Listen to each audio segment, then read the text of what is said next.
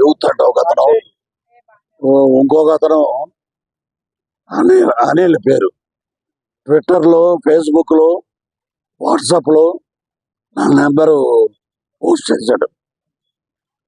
అది చాలా క్రైమ్ అండి. అది దాని మీద సైబరాబాద్కి నేను కంప్లైంట్ చేశాను.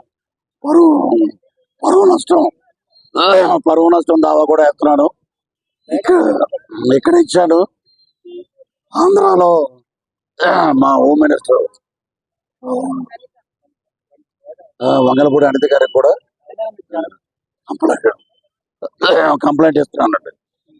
అక్కడ కూడా సినిమాలో కంటెంట్ బాగుంది అనుకోండి,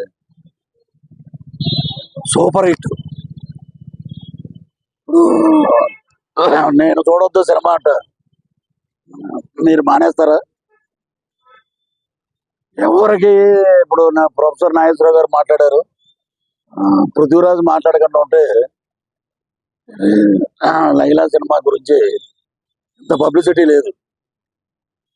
ఈరోజు సినిమా విశ్వక్సేన్ కానీ, ప్రొడ్యూసర్ గారు కానీ, వాళ్ళ నాన్నగారు కరాటే రాజు గారు కానీ నేను మాట్లాడాను. They are very happy. ఇదేందుకు మధ్యలో? సో సినిమా పరంగా 14 రిలీజ్ అవుద్ది. Super super duper hit cinema.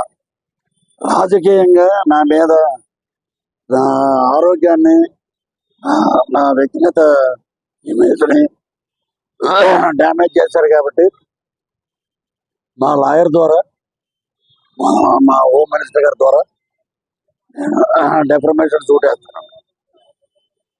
ఇక మీదట ఎవరి జోలికి పోవద్దు, నా జోలికి అని కాదు.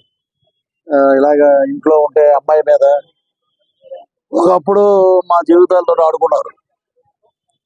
వాళ్ళకి ఎంత జరిగినా కూడా ఇంకా బుద్ధి రాల.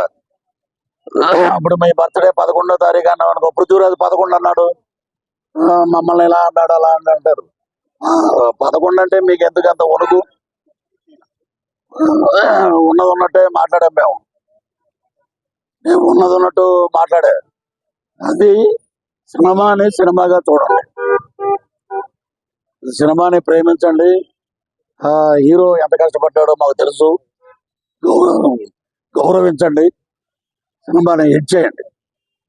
ఎదవ నీచమైన రాజకీయాలు ఉంటే